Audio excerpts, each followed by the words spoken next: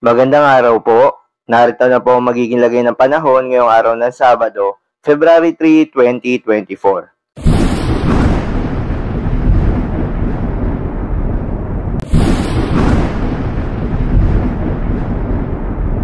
Sa kasalukuyan at ayon sa pag-asa, Northeast monsoon pa rin o hanging amihan ang patuloy na nakakaapekto sa Northern at Central Luzon.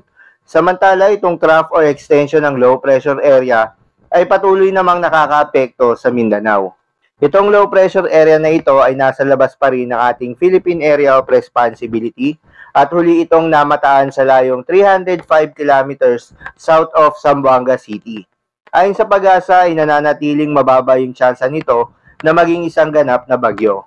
Generally, westward ang kanyang movement at inaasahan na posible itong malusaw in the next 24 to 36 hours.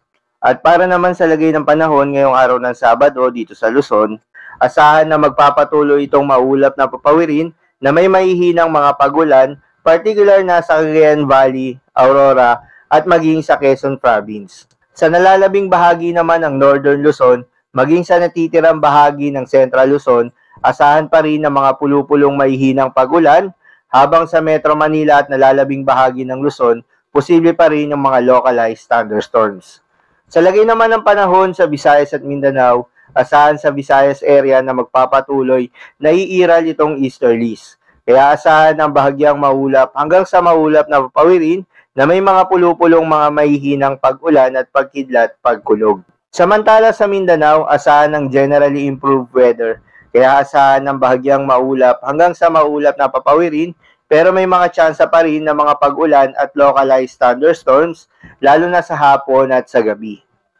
Para naman sa lagay ng mga dagat baybayin, ayon sa pag-asa ay walang nakataas na gale warning sa anumang seaboards ng ating bansa. Ngunit pinag-iingat pa rin yung mga kababayan nating mangingisda at yung may mga maliliit na sasakyang pandagat, particular na sa mga seaboards ng eastern coast of Catanduanes, eastern coast of Albay, eastern coast of Sorsogon, eastern coast of Eastern Samar, eastern coast of Surigao del Norte, Surigao del Sur, at eastern coast of Davao Oriental dahil inaasahan ng wave height na aabot sa 2.5 to 3.4 meters. So yun lamang po para sa lagay ng panahon ngayong araw ng Sabado. Keep safe everyone.